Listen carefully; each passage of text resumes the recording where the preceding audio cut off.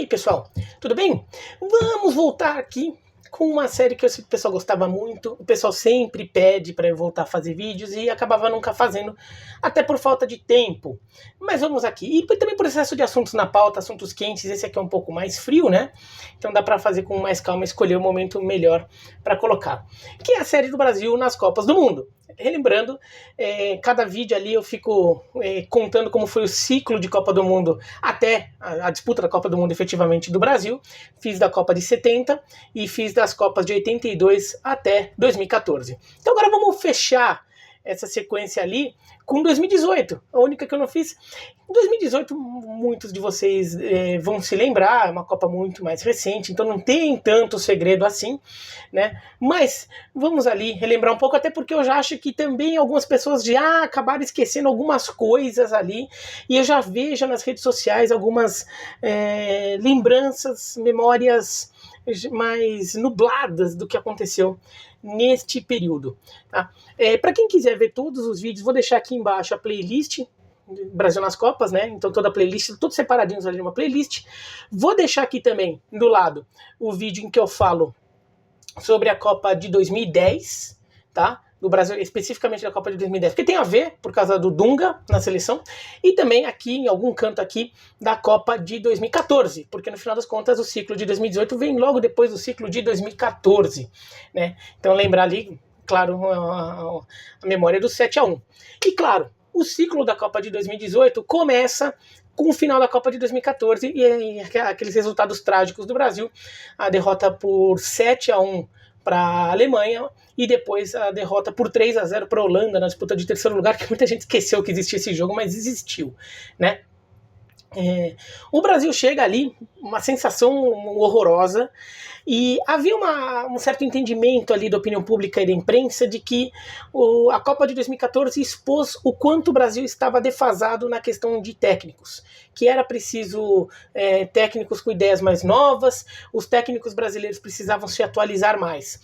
Havia até quem já falasse em técnico estrangeiro na seleção, mas ainda não estava tão forte essa questão. A busca mais ainda se falava muito em buscar um técnico brasileiro, mas com ideias mais novas. O Filipão se mostrou insuficiente para a campanha do Brasil em 2014. O nome mais forte que aparecia ali era o do Tite, porque o Tite já tinha levado o Corinthians ao título mundial em 2012, e ele estava desempregado, né? Ele tinha saído do Corinthians e no final de 2013 ele estava tirando um ano sabático, que ele até vai para a Europa para fazer alguns estágios, tudo que até se mostrou importante para ele depois. Mas então o Tite estava ali na pista e muita gente achava que o Tite seria chamado. E o próprio Tite já comentou depois que imaginava que seria chamado, mas acabou não sendo, né? A CBF acabou tomando uma atitude bem mais conservadora e foi atrás do Dunga. A ideia de ir atrás do Dunga foi pegar um técnico que deu o padrão de jogo para o Brasil em 2010, né, em que o Brasil até fez uma campanha interessante, tecnicamente ficou atrás, né, a campanha de 2014 o Brasil foi semifinalista, em 2010 foi quadrifinalista. Mas o Brasil jogou um futebol mais convincente em 2010 e alguém que poderia enquadrar os jogadores se fosse o caso. Então pensaram no nome do Dunga. A visão que eu acho que as pessoas já tinham nessa época e hoje está ainda mais forte sobre a seleção de 2010, eu acho uma visão um pouquinho exagerada ali. Uma visão que acaba muito otimista. Aquela seleção de 2010 ela tinha alguns méritos. Ela tinha um padrão de jogo muito claro, que se aproveitava muito bem dos jogadores que estavam em grande momento naquele período. Aí você vê o Júlio César, o Juan e o Lúcio, o Kaká, o Robinho, o Luiz Fabiano, eles estavam em grande fase e o Dunga soube montar um time que aproveitava isso. Então o Brasil era um time que se defendia bem e jogava muito em contra-ataque, e o contra-ataque do Brasil era fatal. Então o Brasil tinha um estilo de jogo, se defender bem, sair em contra-ataque rápido, e tinha jogadores para isso. O Elano, o Felipe Melo, tinha jogadores para isso. Agora, era um time que só tinha isso também. E isso as pessoas um pouco que esquecem. O Brasil passou muitas dificuldades em jogos em casa nas eliminatórias, classificou para a Copa fácil, mas sofreu em muito jogo em casa, por exemplo, contra a Colômbia, contra a Argentina, contra a Bolívia. O Brasil acaba empatando porque não sabia como passar por uma defesa muito fechada, né? Isso é 2010. De qualquer forma, o Brasil chega para a Copa de 2010, acho que fez uma Copa do Mundo com altos e baixos, mas eu acho que foi depois de 2002, desde 2002 para cá, a Copa do Mundo em que mais deu a sensação em determinado que momento que o Brasil pode ganhar essa Copa. Em 2006, o Brasil tinha time para isso, mas não estava jogando bola para isso. Em 2010, teve um momento que parecia que ia. Sobretudo no intervalo do jogo contra a Holanda, deu toda a pinta que, olha, acho que se passar pela Holanda aqui, ninguém vai mais segurar. Acabou perdendo no segundo tempo. Então acho que tinha essas coisas do Dunga. O Dunga chega lá para assumir a seleção. Não havia do time de 2014, para o time que ia se começar em 2018, uma sensação tão clara assim de que tinha que fazer terra arrasada, que tinha que ir embora todo mundo. A sensação é de que realmente o time foi mal trabalhado, mas muitos dos jogadores eram aqueles mesmos que tinham que trabalhar, não tinha que fazer uma alteração ou outra pontual, mas o time era mais ou menos o que tinha por aí, né? O time não era um time envelhecido em 2014, pelo contrário, acho que um problema do time em 2014 foi a falta de experiência em alguns momentos ali, para ter um pouco de manha ali para segurar um pouco ali quando a coisa estava indo para o brejo, mas não tinha muito que ficar alterando, não tinha uma questão de, nossa, buscar toda uma geração. Tudo. E o Dunga, então, também não vai fazendo convocações tão revolucionárias assim. Ele meio que vai mantendo o time e vai adicionando algumas figuras que vão aparecendo com o tempo. O Marquinhos, por exemplo, o zagueiro do Paris Saint-Germain, começa a ganhar espaço, porque ele não era visto como um nome forte para 2014, ele vai ganhando espaço, um outro jogador, mas assim, não há uma revolução. Taticamente também, um time num 4-2-3-1, bem tranquilo ali. Havia só uma questão ali do jogador de centralizado no meio de campo, que o problema que o Brasil tem até hoje, na verdade, quem fazer esse papel, mas no geral não tinha muito o que ficar pensando diferente. A questão é fazer esse time jogar, ter uma dinâmica de jogo que funcionasse mais, ser mais organizado, independentemente de como fica a distribuição dos jogadores em campo. O Brasil com o Dunga estreia contra a Colômbia num amistoso em Nova York. Eu vou falar a escalação do Brasil. Jefferson, do Botafogo, Maicon, da Roma, né? Miranda, Davi Luiz, entrou Marquinhos no lugar dele, e Felipe Luiz na lateral esquerda.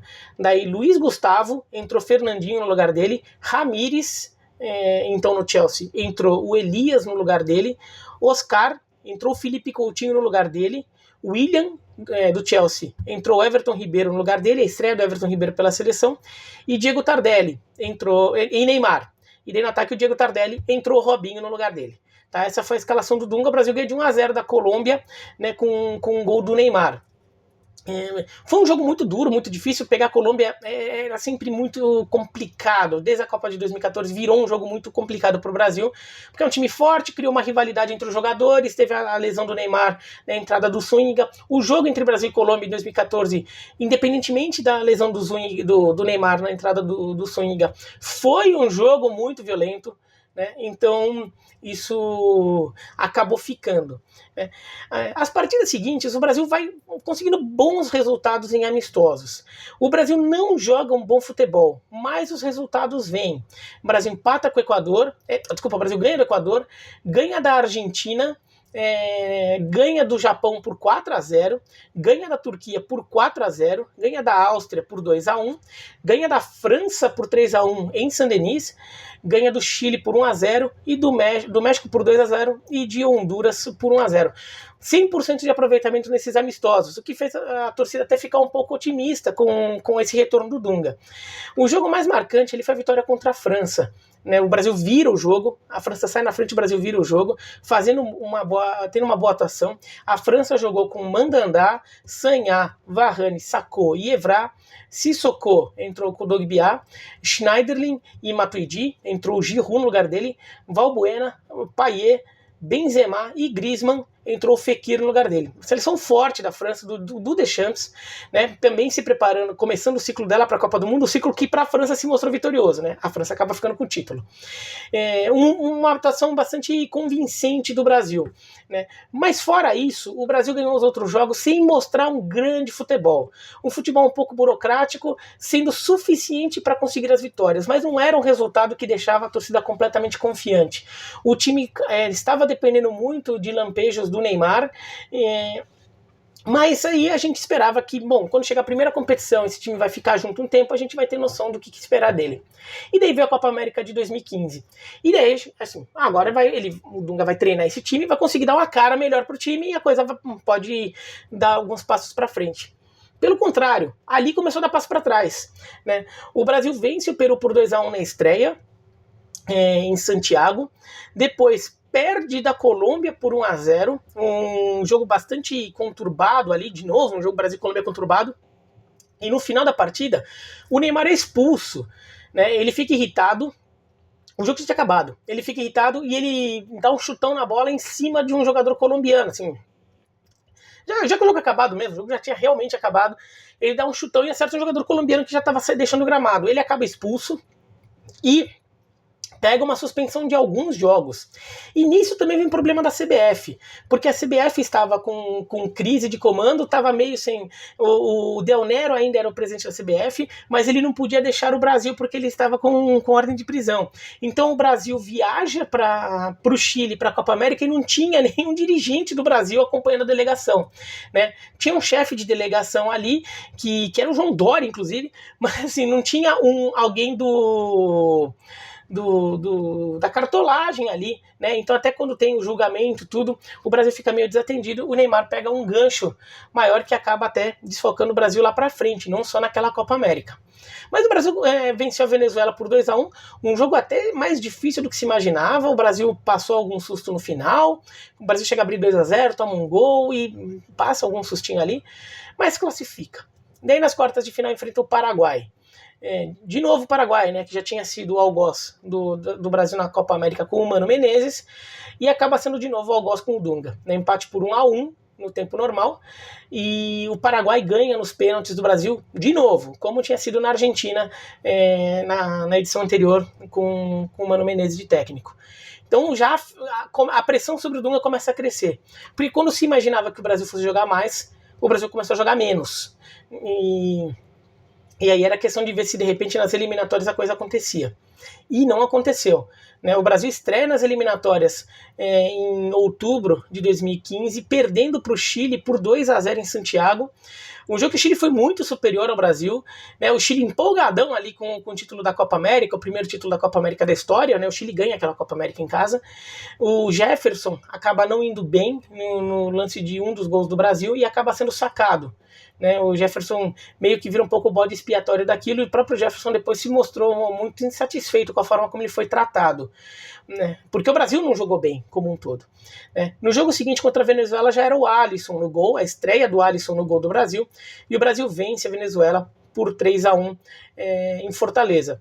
Depois o Brasil vai jogar contra a Argentina, na Argentina, acaba conseguindo um empate por 1-1 no Monumental de Nunes, um resultado até inesperado, porque imaginava-se que a Argentina pudesse vencer, a Argentina num momento muito melhor, vice-campeã da Copa América, e o Brasil ali já com muita pressão em cima do Dunga, já com uma sensação de que o time não estava evoluindo e já começando a temer que seria uma eliminatória muito difícil. O Brasil empata com a Argentina, o Lucas Lima salva o Brasil fazendo um gol.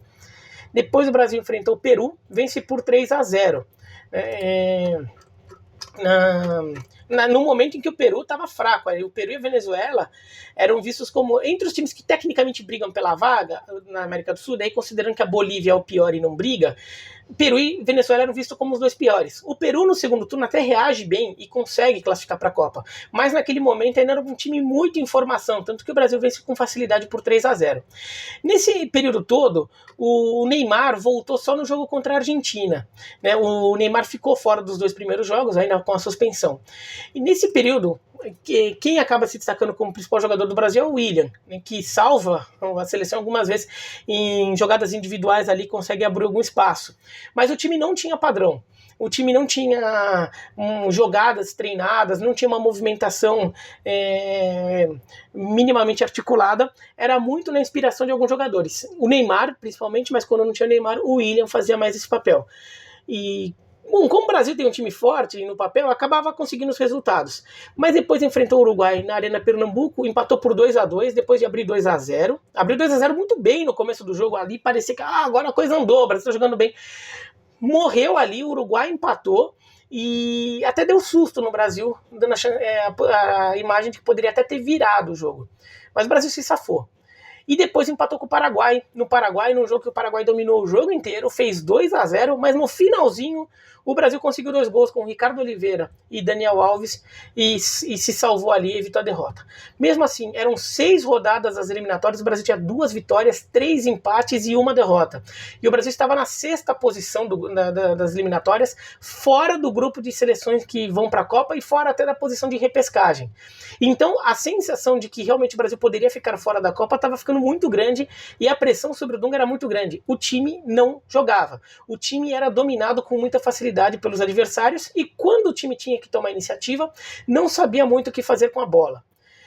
Nesse cenário que o Brasil vai enfrentar, vai para a Copa América Centenário em 2016 nos Estados Unidos. As eliminatórias vão voltar só lá na frente, só no segundo semestre.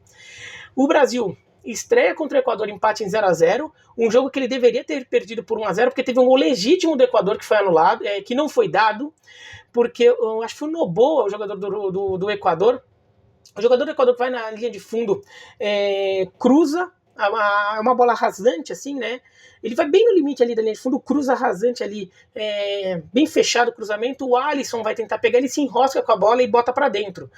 Só que o árbitro e o Bandeira dão tiro de meta, porque eles acharam que a bola tinha saído quando o jogador equatoriano cruza, que a bola estava fora do campo já. Mas depois se vê que a bola estava ainda dentro do campo. Então teria sido um gol do Equador, mas a arbitragem salvou o Brasil numa atuação muito ruim do Brasil. O jogo em si foi muito ruim dos 2 lados, tá? O jogo foi horroroso, mas um jogo muito ruim do Brasil. Depois o Brasil enfrenta o Haiti e vence tranquilamente por 7-1. E daí também foi um coletivão, né? 3 gols do Felipe Coutinho, 2 gols do Renato Augusto, gol do Gabigol, gol do Lucas Lima. Daí foi um festival. E daí o Brasil ia fechar a primeira fase contra o Peru. O Peru do Gareca ainda era um time visto como uma seleção fraca, mas começando a ter uma cara de time. O Brasil precisava só empatar o jogo para classificar. Mas o Brasil faz uma partida muito ruim de novo, não consegue passar pela defesa peruana, não consegue nem criar muito perigo. E num lance isolado no ataque do Peru, o Rui Dias, ex-Coritiba, atualmente no Seattle Sounders, faz o gol do Peru. Um gol claramente irregular. Foi um gol com a mão, claramente um gol com o braço ali. Foi muito nítido, o juiz não viu, não existia VAR ainda, então o gol foi dado. E daí o Brasil reclama. Ficou uma confusão lá no gramado, o jogo ficou interrompido por um século. Deu pinta de que alguém passou informação para o árbitro que tinha realmente sido um gol irregular, mas o árbitro acabou não querendo aceitar uma sugestão que talvez tivesse vindo de fora e manteve a marcação de gol. E o Brasil perdeu por 1-0. E foi eliminado da Copa América ainda na primeira fase. E daí azedou pro Dunga. O Dunga cai e é chamado Tite, que já era visto como o favorito. E o Tite vai muito bem logo de cara. Acho que o melhor momento do Tite na seleção, e as pessoas esquecem um pouco isso, às vezes até o Tite esquece, tá? Foi esse momento que o Tite chega, porque ele toma muitas decisões que se mostraram corretas. Ele viu que o time não tinha estrutura nenhuma, o time não estava comprando o discurso do Dunga, e eu acho que isso é um fator também do mau trabalho do Dunga na segunda passagem. Na primeira passagem, o Dunga monta um time de muita cobra criada, um time mais marmanjo, né? Um time de mais medalhão ali. Jogadores que tinham algo a provar. Então são jogadores que caíram bem, não no mau sentido de caíram na enganação, tá? Mas eles entenderam bem o discurso do Dunga, que também é um discurso de quem sempre teve algo a provar. O Dunga usa muito isso. E o time comprou a ideia do Dunga em 2010. Em 2014 não, em 2015 e 2016 não.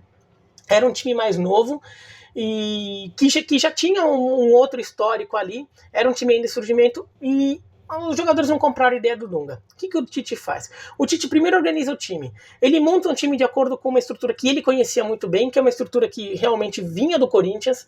Então ele até resgata. O Renato Augusto, que vinha sendo convocado pelo Dunga, ganha força ainda mais com o Tite. O Paulinho é resgatado depois de muito tempo fora da seleção, como um jogador de meio de campo que marca e tem uma chegada ali na frente.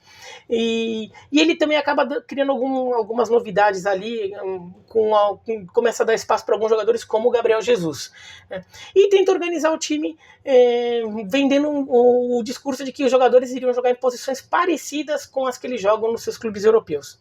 E deu muito certo logo de cara. O time ganhou uma estrutura ali, ganhou uma cara muito nítida. O Brasil ganha do Equador por 3-0 em Quito, um jogo bem difícil. O Equador estava bem nas eliminatórias, estava à frente do Brasil. O Brasil domina o jogo e vence por 3-0. Depois ganha da Colômbia por 2-1, um jogo até mais controlado, e jogo contra a Colômbia já não vinham sendo jogos tão tranquilos assim. Depois o Brasil mete 5-0 na Bolívia, em Recife, jogando muito bem. Tudo bem que a Bolívia é mais fraca, né? Mas jogando futebol até bonito no primeiro tempo.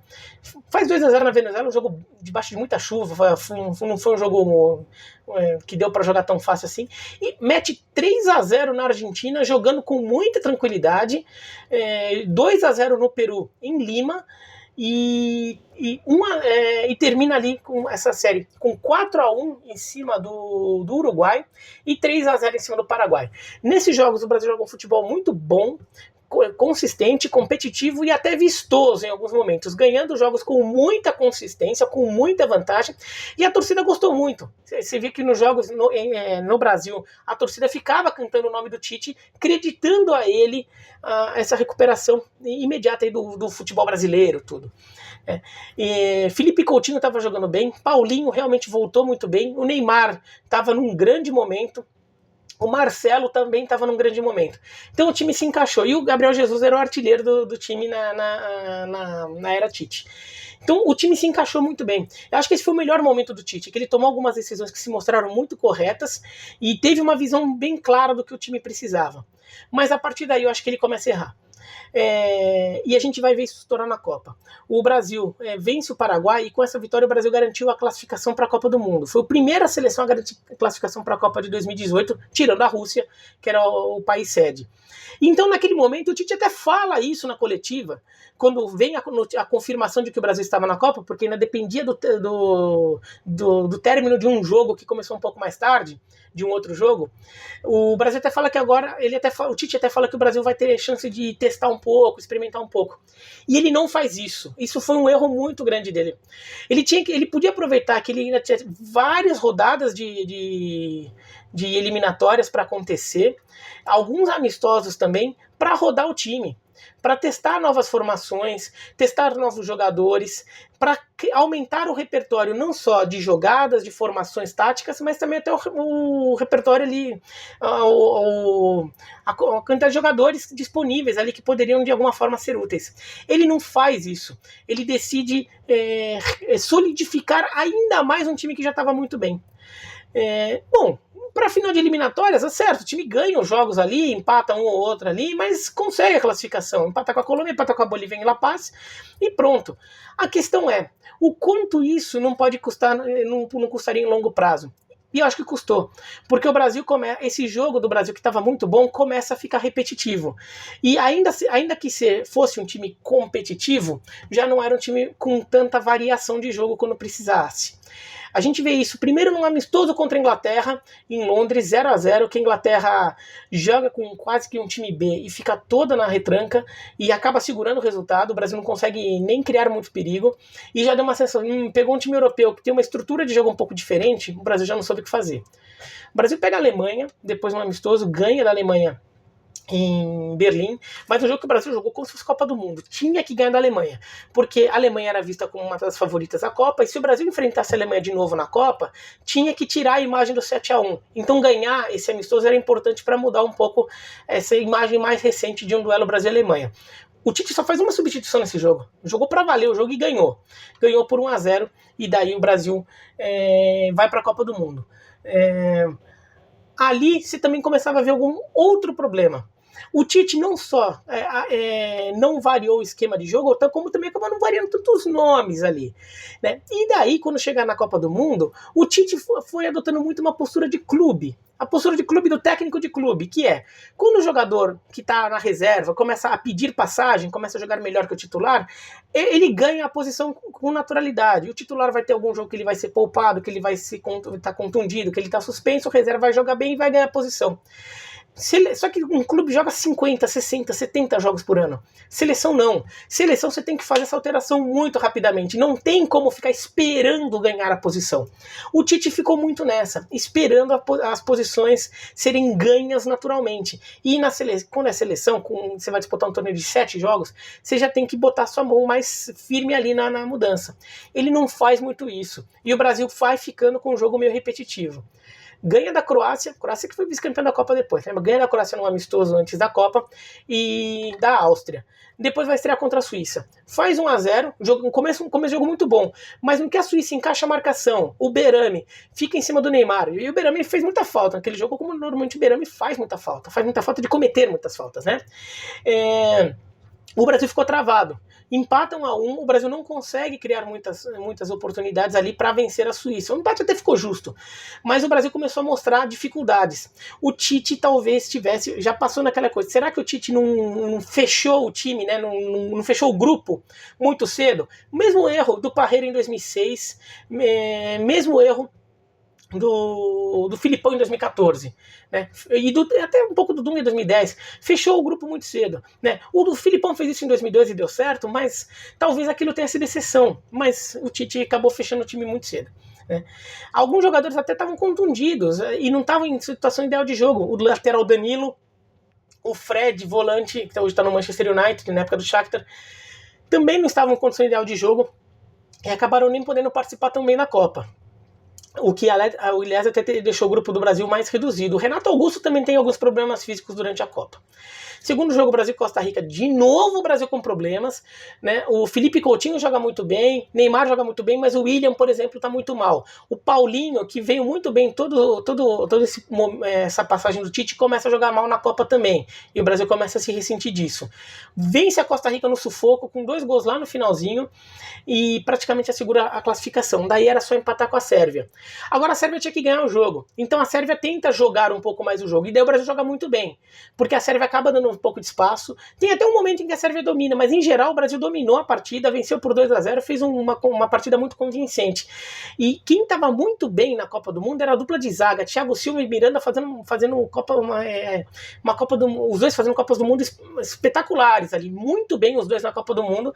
O Brasil permitia muito poucas chances aos adversários. Nas oitavas de final, o Brasil foi pegar o México. O Osório mexeu bastante no time do México para cercar o Brasil, marcar muito saída de bola do Brasil, e o Brasil passou o susto ali. Mas o Tite começa a mexer no time. O William, dessa vez, que não vinha sendo um jogador muito participativo na primeira fase da Copa, ele faz um jogo muito bom. Dessa vez o Felipe Coutinho, que cai muito, o William faz um jogo muito bom e acaba se destacando bastante. O Neymar apanhou muito no jogo, foi o jogo que o Neymar mais apanhou, até o jogo que ele leva um pisão do Layun, o jogo que ele sofre uma falta e sai rolando, que virou meme, mundial, aquelas coisas. Foi um jogo que o Neymar apanhou muito. Mas o Brasil acabou ganhando muito, acho que na base do talento dos jogadores, porque o encaixe técnico travou o jogo. Um time travou o outro. Acho que foi um jogo em que taticamente empatou. Só que daí o Brasil acabou ganhando ali na capacidade de jogadores. E daí fomos para as oitavas de final, para as quartas de final contra a Bélgica. A Bélgica vinha de um jogo muito ruim contra o Japão, que ela ganha no sufoco por 3-2, tomou 2-0 já no segundo tempo e depois acaba virando ainda. E a Bélgica foi uma bagunça naquele jogo. O Roberto Martinez não sabia o que fazer, botou um monte de jogador alto na área para ficar jogando a bola e ver se ela entrava. Acabou conseguindo empatar o jogo assim e virou num contra-ataque. Mas nesse jogo contra o Brasil ele reorganizou o time e faz uma mudança que se mostrou fatal ali para o Brasil. Ele trocou de posição do Hazard com o Lukaku. O Lukaku passa a jogar no lado do campo. E com isso o Lukaku deita e rola, vindo do lado para o centro. Além disso, a Bélgica aproveita as costas do Marcelo, que sobe muito e demora para voltar. Então, muita jogada ali nas costas do Marcelo também. E o Fagner estava com dificuldade de combater o Lukaku, até pela diferença física dos dois. O Brasil começa melhor, acerta uma bola na trave, mas depois a Bélgica faz um gol no escanteio, um gol contra o Fernandinho, e daí a Bélgica passa a dominar. Faz 2-0 e dá até a impressão que poderia ter feito mais no primeiro tempo. No segundo tempo, o Tite faz algumas alterações interessantes. Ele põe o Miranda para marcar o Lukaku, principalmente o Miranda tem mais corpo, ia conseguir marcar mais o Lukaku, e o Fagner fica no azar. O Brasil consegue evitar que a Bélgica cresça, avance tanto nos contra-ataques. E nisso, o Brasil começa a dominar o jogo. O Brasil faz um segundo tempo muito bom, o Renato Augusto também entra, dá uma dinâmica a mais no meio de campo, e o Brasil consegue ficar amassando a Bélgica. O Renato Augusto faz um gol, mas o Courtois também tem uma atuação espetacular, salva a Bélgica em diversos momentos, inclusive num chute do Neymar no finalzinho do jogo, nos 49 do segundo tempo, que ele vai pegar a bola lá no ângulo. E o Brasil cai por 2-1. Foi um belíssimo jogo esse Brasil e Bélgica, mas a Bélgica ganhou porque foi taticamente melhor, sobretudo no primeiro tempo, e soube aproveitar melhor o momento de superioridade. De qualquer forma, o Brasil, com seus altos e baixos, se passasse pela Bélgica, ia pegar a França. A França parecia mais forte que o Brasil, com mais chance de vencer. Agora, do outro lado da chave, era Croácia e Inglaterra.